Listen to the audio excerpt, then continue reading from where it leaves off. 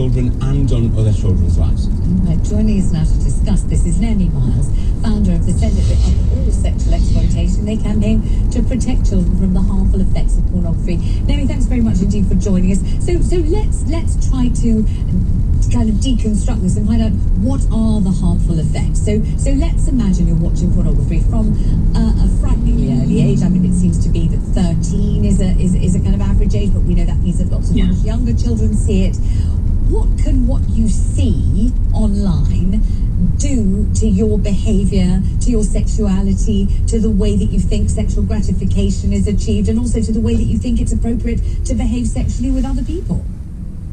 Yeah, well, unfortunately, we've got a vast amount of research that demonstrates it has a profound effect. All media affects us, and pornography is no exception. Especially when pornography is accessed by children, by younger people, it profoundly influences their norms and expectations around sex. And as we know, pornography isn't just sort of inappropriate and that it's very explicit, but it's also incredibly violent and misogynistic. The Children's Commissioner sort of describes some of the sexual acts that are just not it's very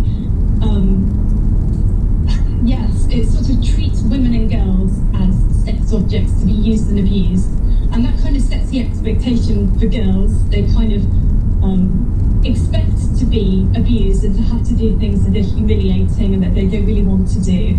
And for boys, they kind of have this sense of sexual entitlement, and what it means to be a boy is to force themselves on girls to engage in kind of coercive and aggressive behaviour. So it really impacts children's mental health as well. As soon as they watch it, they're kind of drawn into this horrific world, and the algorithms drive them to watch increasingly more hardcore and aggressive, violent kind of material. So those who watch it young can end up sucked into very unhealthy patterns of watching. It's not contested anymore that it has a profound impact in driving harmful sexual attitudes and behaviours. All right, so as we know, absolutely everybody, and I'm no exception, here's my phone, it's right next to me, I never let it out of my sight for 1 second, and everybody else is exactly the same. Therefore, it's going to be incredibly difficult to police this and stop young children having access to porn. It's also very difficult to stop them finding it fascinating, tantalising, arousing, exciting, because that's what it's designed to do, and it works. Otherwise, nobody would bother watching it. So they watch it, they're attracted to it, they're fascinated by it, they're young, they're full of hormones, they want to watch more of it, they see more of it, and as you say, the algorithm sends them more and more explicit, more and more hardcore porn.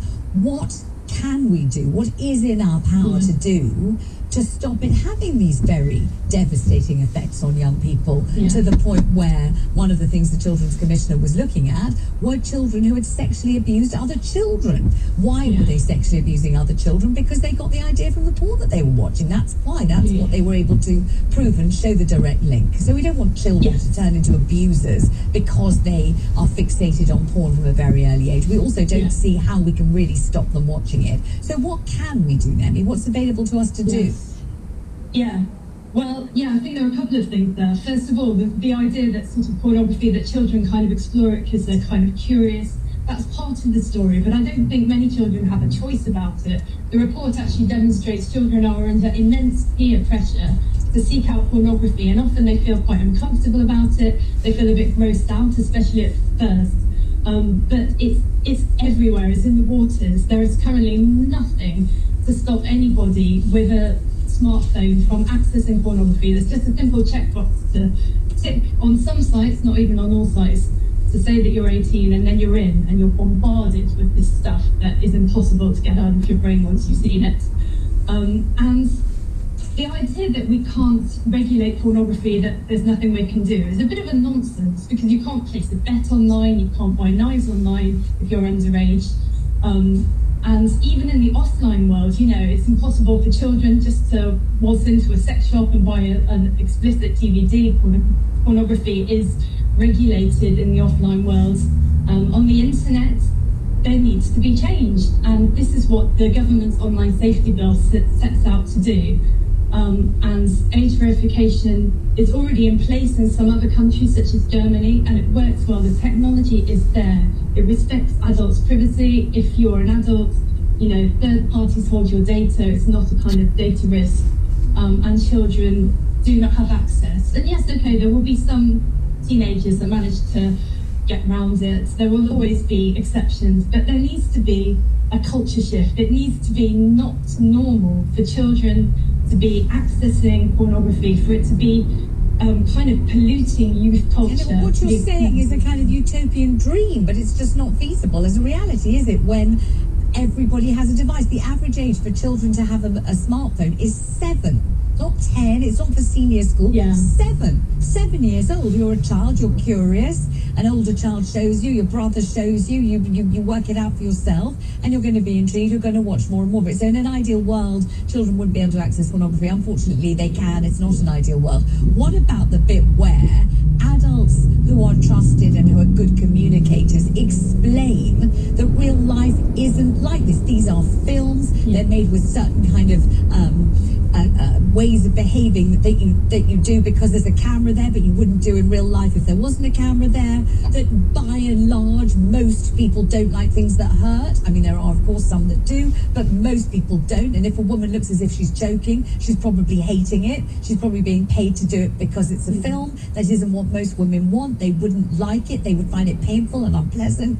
Pulling a woman's hair and jerking her head back is not usually enjoyed by most women. All the other nasty, violent, horrible stuff that you see isn't usually what most women want or would enjoy. And isn't it the point of this that somebody, when in 200 yards, at the roundabout, take the third exit onto Chiswick High Road, South Circular Road. Explains that there's porn, which is a certain kind of depiction of sex, and then there's sex and porn are not the same. And you can explain and show and deconstruct the sorts of things that you see in porn that most people don't enjoy. Obviously there's some people do, but most don't. That kind of a thing, and about respect for women, and about women respecting themselves, and about no one doing anything to someone that they don't like and don't want them to do or don't understand, that kind of a thing. Isn't that where we can step in and make a difference? Oh, absolutely, and I don't think it's either or. I think there needs to be age verification, because no amount of explaining the sort of the little impact that sex education and parents can have, it can't counteract the force of the influence of online pornography. And this idea that pornography is somehow not to be held to account like other forms of media is crazy. We're just so used to the porn industry doing whatever it likes. We don't accept, for example, racism in media. If there was a sort of a genre of media that was explicitly racist, and we tried to explain to children that no, we don't share those values, that actually we believe in equality, but they're still exposed to this sort of very racist media, you can guarantee that media will impact them. So why are we tolerating a form of media that is so misaligned with our social values? Why are we kind of throw something that's so misogynistic and so kind of anti-equality? So there is a sort of place for proper sex education that deconstructs pornography and really looks at the business model. Yes, exactly. And sees that it's all about money and it's not about sex. Absolutely. Thank you, Naomi. Thanks very much. Thank you for joining us. I'm sure we'll catch up with you again soon. Let me tell you what's coming up after the break. Did Boris Johnson square up to King Charles? What?